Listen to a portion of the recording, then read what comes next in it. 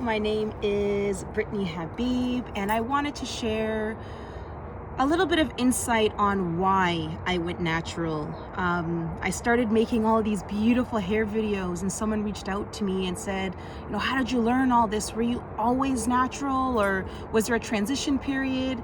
And the honesty is, yes, this is fairly new to me.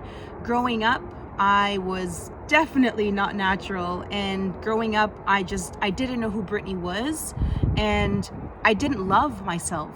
I didn't think I was pretty. I didn't think I was beautiful, lack self-confidence, always looking at others for what beauty is. In a household where black wasn't beautiful, natural black beauty was never encouraged. Also the sensation of loving your natural self, and I'm so strong on that because growing up I never got to experience that. When you don't love yourself, when you have low confidence, when you don't have a voice to speak up and speak out, there's a lot of negative things that will come from that. I'm not saying that that will come from that. When you don't know your heritage, when you don't appreciate your blackness, when you are soulless, a lot of negative things will happen to you because you have nothing to stand up for. It honestly started with me having to fake it until I could make it. And if I'm being completely transparent right now, I'm still growing to love my hair. And it's a constant push, it's a constant drive, because growing up for so long, the only way of being beautiful was getting your hair texturized, getting that nice, straight, long, tall hair. That's the mentality that we've always been used to, that long hair, straight hair is the most beautiful kind of hair. And curly hair is only good if you got that mixed looking curl, that is nice round ringlet that comes down nice and long. Anything that looks anything similar to an afro was dirty, was not clean, didn't look good. There was all these negative connotations towards being natural. It was a hard journey, especially when the ones closest around you don't agree with natural hair and being your natural self. Growing up, there was always a sense of assimilation and trying to assimilate into this Caucasian box that I just would never fit into. Getting comments like, why is your hair like that? Why is your hair sticking up? That does not look, your hair stinks. Your hair smells so bad.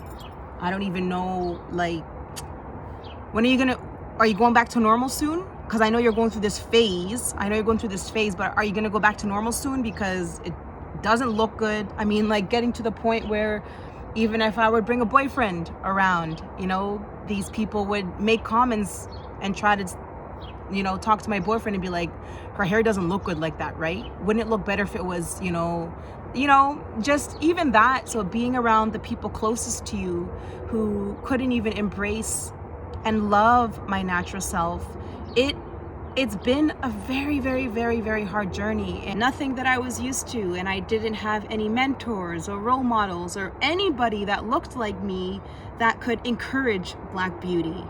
Everywhere I went, I was always the minority. I was always that black girl. I was always the outsider. And I didn't have anybody that could have really taught me that black is beautiful in every single way. So it was something that I really had to learn on my own. And growing up without that sense of culture, without that sense of understanding of blackness, what it means, the spirituality behind it, I'm trying so hard to love myself now naturally. It's still difficult, it's still challenging, because our mind wants the people closest to us, the ones in our family, to embrace it. And I was walking around soulless. It's like, who's Brittnee? Brittnee who? I mean, any mentors? You don't have any black mentors with big natural curly hair that can look at you and say, hey, you're gorgeous. Your skin color is beautiful. The way that your curls stick up towards that sky, sensational. That's something that I really do wish that I had. And it's the reason why I promote black hair so much right now, because I look at those photos and sure, yeah, many people would say like, oh, Brittnee, you're so gorgeous, you know, look at that $1 million smile, look at this, look at that. But when you don't love you, it doesn't matter what anybody says. When you don't love you, when you don't have your voice, when you don't appreciate you, it doesn't matter what people are saying to you. And it just never resonated with me because I didn't stand for anything. I was always told what to do, you know? Brittnee, you're gonna be a gymnast. And since you're extremely talented, you're gonna be a great gymnast. Whether if you like it or not, you're gonna be a high-level gymnast because God blessed you with this talent. You're gonna spend 30 to 40 hours in a gym every single day of your life until you make it. There was no communication. There was no Brittnee having a voice. So this national level gymnast, you know, piano lessons, speaking French, all these things to try to fit in, was never fully who I was. It was never fully my choice. Now, you know, that sense of respect in your Caribbean household is you do as your parents are told, you keep your mouth shut, you nod, you say yes, you know, there's no voice. There was no voice. I didn't have a voice. A big reason why this journey was so important for me, that blend of not knowing myself, not loving myself, not having confidence, always being told what to do, it led me down a path of very traumatic events when I was lacking everything and when I didn't have that soul. You know, it led me down a path of being abused on many different levels. I've been physically abused. I've been sexually abused. I've been mentally abused. I've been emotionally abused. You know, getting into relationships where you don't even know what your worth is. And so then that starts to get taken advantage of. And when you don't have that voice, because growing up you're always just told to, you know, you take it in, yes, okay, you don't say anything back. That it doesn't just stay at childhood. It keeps going past until you find who you are. So being in these relationships where you couldn't say no, you didn't stand up, you didn't know your worth, was quite terrifying. I mean, I'm not gonna get into any details about, you know, any sexual abuse or anything like that. I almost had a boyfriend kill me. Like literally, not just like, you know, I had a boyfriend like choking my neck, like pushing me down to the ground, gonna throw me off the balcony, because I didn't know my worth. And for so long I'd been embarrassed of, you know, wanting to share any of these stories. But as I've been working on loving all of me, it's shown me that I have nothing to be embarrassed of, because I didn't do anything wrong. I just didn't know any better, because growing up, that was all I knew. So journeys can and will be very hard, but you can make it. You can push through when you start to find yourself. Don't be embarrassed, Brittnee. And for anyone else out there, there's nothing for you to be embarrassed about. It's how you get out of it. It's how you maneuver past that. And I think that's so important to share, you know, the way that you self-express this, the way that you get it out of you is really important. And as an extremely creative person myself, I use a lot of very creative outlets. You know, I draw, I paint, I write every single day, several times a day. I knit, I dance. Dance is something that has connected me on a very deep level, and why I cherish it so much more than just movement and performance. Dance for me dance helped me find me. And my dance, as most of you would know, is specifically African contemporary dance. And dance helped me understand my culture, my heritage, where I'm from, that Black is beautiful, dancing with these black companies and the movements, growing up in the Jamaican household, and you want to wind your body up and you just want to but you're not allowed because you're nasty. Don't do that. Stop moving. It's like, was something that we were just never allowed to express. And African dancing is all about that movement. It's all about that sense of spirituality. It actually has nothing to do with sex at all, but it was something that I got the opportunity to learn on my own, that dance and African dance is so much bigger. It's spiritual. It takes you to this different level that you can only understand once you feel and you close your eyes and you listen to those drums and you move. Dance helped me come into who I am. That was a big factor with pushing me to truly love me. Being a gymnast, I was the only black girl everywhere I went. It was hard to be the only black gymnast and not have hair like your white friends, and when they put it into their ponytail and they slick it in with their beautiful scrunchies, my hair could never do that. And when you're young, you want your hair to do that too, especially if there's no one around you with your kind of hair. You just want to try to fit in. So dance helped me find Brittnee, being around other beautiful black dancers and embracing who they are with their bodies. But I just really want to reiterate that when you don't know who you are and when you don't have self-confidence and you're young, it will affect you when you're older if you don't step in and start to do the homework that you need to do for you. And had I not done all of my homework, speaking to therapists, speaking to people, speaking to friends, doing all the art, you should see all of my artwork. If I didn't do all of that, I would still be in that cycle with men taking advantage of me, walking around and people saying negative things to me about my hair. I would believe them. I would constantly believe them. And every time those comments would come in, it just brings you lower and lower and lower and lower and lower and lower and lower until you probably hit about rock bottom. So the importance of loving you, the importance of stopping that cycle, the importance of standing up for yourself, for having that voice, is so important. And my hair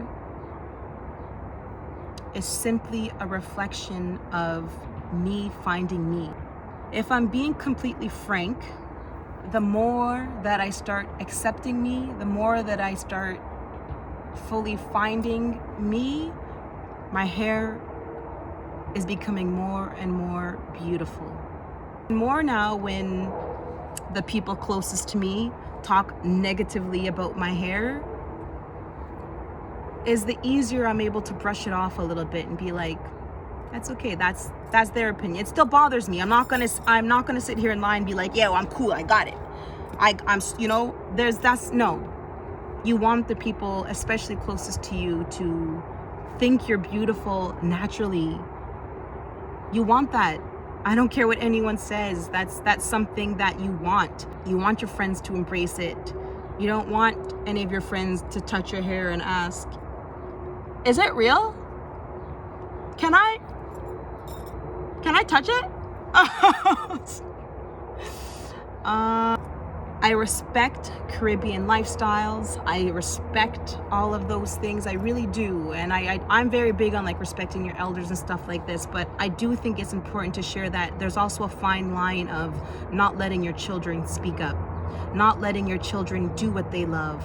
I understand you have these big dreams, you're first generation coming from wherever you're coming. My parents came from Jamaica, and there's a sensation of them giving us what they didn't have. And believe you me, I do appreciate that. I'm not gonna chastise that. That's not what this is about.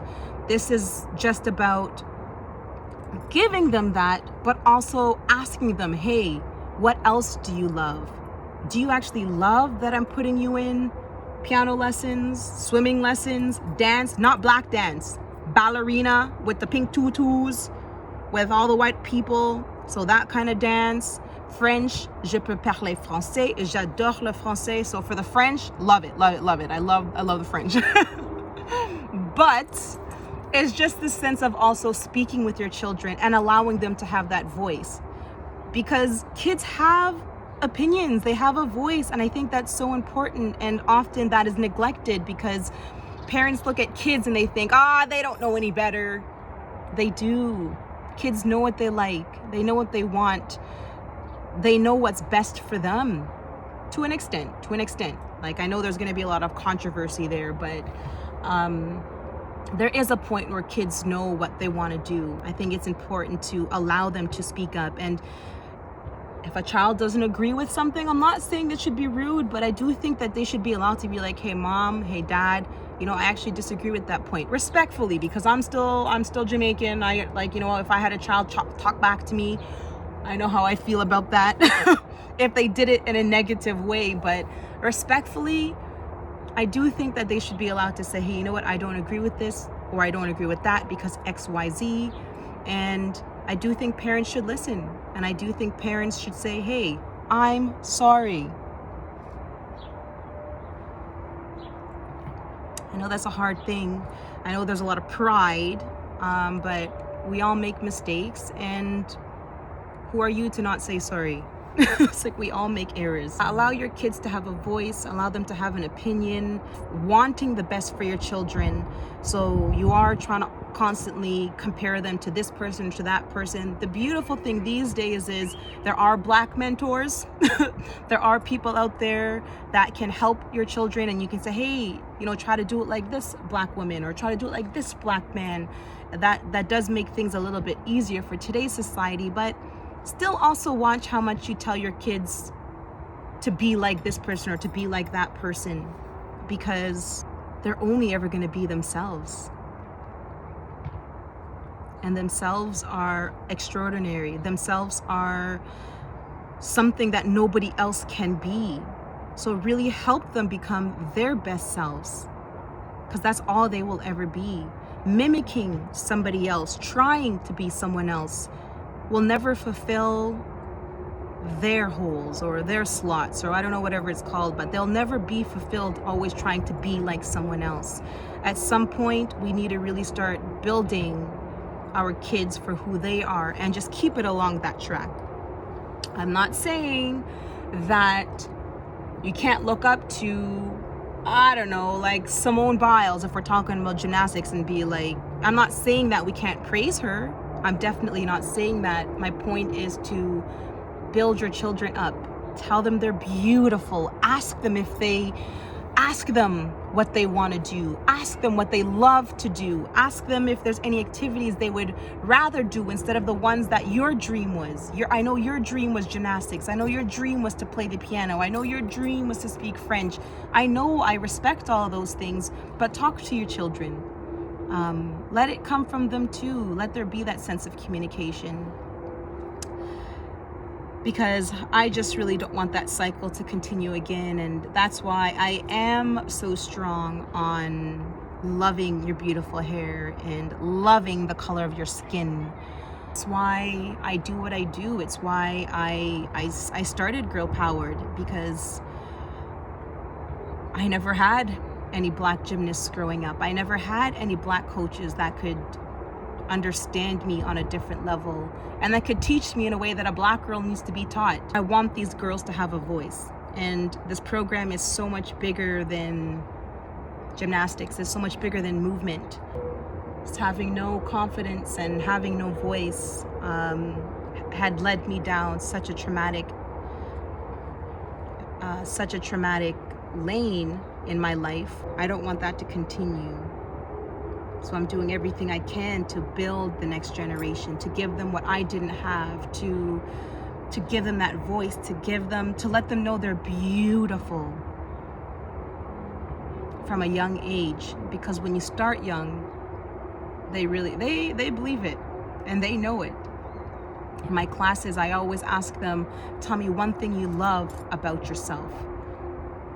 And for the first few times, there's been a couple of girls that just couldn't think of anything. By the end of the session, I love my brown skin. I love my afro. I love the way that my legs are so strong. Responses start coming in. So when you teach something, when you encourage something, when you really put in that time and effort to really trust in the beauty and the power of someone, it will work. It will work. It will work. And I'm doing that a lot for myself. I'm doing that a lot for myself, constantly trying to build me, constantly trying to understand me and what I really stand for, what I love, what I don't like, having that voice, which is still challenging, you know, being able to talk my truth and say, hey, I don't agree with that. That's still a tough journey, but I'm working on it and I won't give up. And I just wanted to share some insight with you guys on my natural journey and why it was time for me to start being real with myself and stop going down that path and that journey. It's sad for me, it's hurtful, it's scary, and still it's still a little bit embarrassing for me to even think about the things that I've gone through. But it's my reality, and I'm working on fully accepting it, because so many people want to have this picture of beauty, and beauty is only all the good things. All the good things in your life is what makes you who you are. But that's so not true. The bad shapes you too. And what is life with no balance? Who are you to be like, only the good makes me? No. You know, where there's up, there's down, where there's hot, there's cold, where there's yin, there's yang, where there's bad, there's good, and that needs to be accepted. And when you can fully accept that and be like, it's all right, all these things happen to me, but it's not bringing me down. It hurts. Sometimes I cry. Sometimes I just don't feel like it. That's honesty. But I get through it. But I push through it, and I don't give up. Yeah, but I don't give up, and I don't let it consume me. I don't allow it to take me over. Going natural was on the journey to Brittnee being naturally me in all ways, spiritually, mentally, emotionally, physically. Did I say spiritually? I think so. But going natural really helped push me in that journey to being my best self. And it goes past just my hair. And I think that's really important to share as well, that it goes so much past my hair.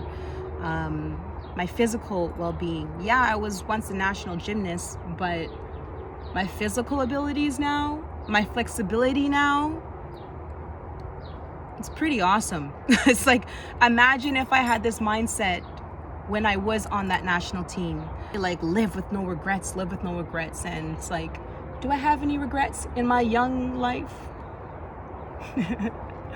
And I do. I regret my national years of gymnastics. Yeah, I had some pretty outstanding competitions. But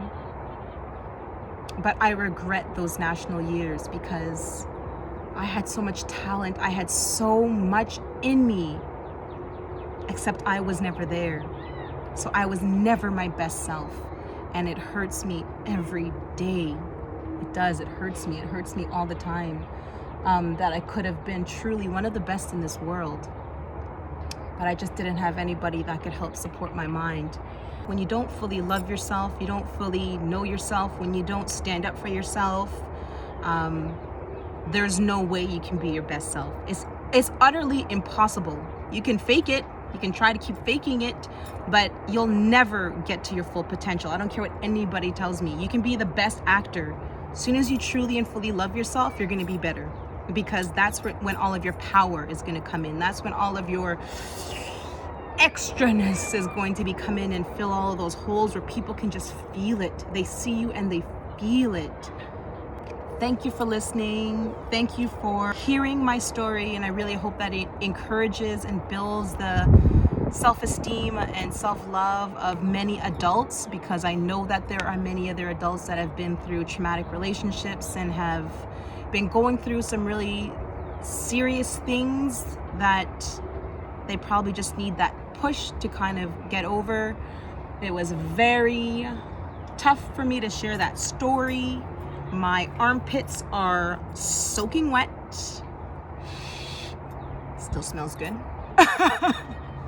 Blessings to everyone. Start with one thing that you love about yourself today. One thing that you love about yourself physically, and one thing that you love about yourself internally. And I'm gonna do this exercise too, because do unto others as you like done unto you. One thing that I love about myself physically, I love my stomach. I love that I have some abs, and like, you know, like you see the little indentations and it's like nice and strong. So I love my abs, I love my stomach. And internally, I love that I have faith. I trust, like I know that this is just a phase, and I know that I'm gonna get through it. I don't know how, but something good is coming my way. Whoa, emotions coming out. I just feel like I always know that I'm going to be okay, and I'm really proud of that. I'm really proud of me for that. So it's a constant journey, and thank you guys so much for listening.